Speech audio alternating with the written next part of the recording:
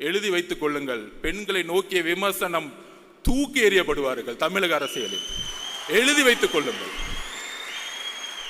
இதுதான் லாஸ்டா உங்களுக்கு, இதுதான் பதில் எங்களுடைய தோழர்கள். ஏன்னா எங்களுடைய குறிக்கோள் ஆல்ரெடி தலைவர் பிக்ஸ் பண்ணிட்டாரு. திமுக மத்தியில் ஆளும் பிஜேபி. எங்களுடைய குறிக்கோள் ரொம்ப ஸ்ட்ரைட்டா இருக்கு.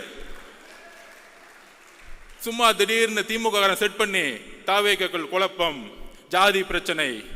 இங்க எங்கப்பா ஜாதி இருக்கு? எங்களுக்குள்ள ஒரு ஜாதியும் கிடையாது. இந்த ஜாதியை உருவாக்குனது நீங்க. 70 வருஷமா திமுக தான் ஜாதியை உருவாக்கி தேர்தல் அரசியல் வச்சிட்டு இருக்கீங்க. யாருக்கு தெரியுதோ? எனக்கு தெரியும். அங்கிருந்தா வந்த வேலை பார்த்துட்டு உடனே கேட்பாங்க, நீங்க அங்கதானே வேலை பார்த்தீங்க? திரு எம்ஜிஆர் அவர்களும் 20 வருஷத்துக்கு மேல அங்கதான் வேலை பார்த்தாரு. உண்மை தெரிஞ்சிச்சு, வெளியே வந்துட்டாரு. அவ்வளவுதான் சப்ஜெக்ட். எம்ஜிஆர் நடிச்சிருந்தா உட்காந்து கான்ட்ராக்ட் வாங்கிட்டு சம்பாதிச்சுட்டு இருக்கலாமே. ஏன் வெளியே வந்தாரு? அண்ணாவுடைய குறிக்கோளை நிறைவேற்ற முடியல, வெளியே வந்தாரு. ஜெயிச்ச பிறகு அண்ணாவோட குறிக்கோளை நிறைவேற்றினாரு.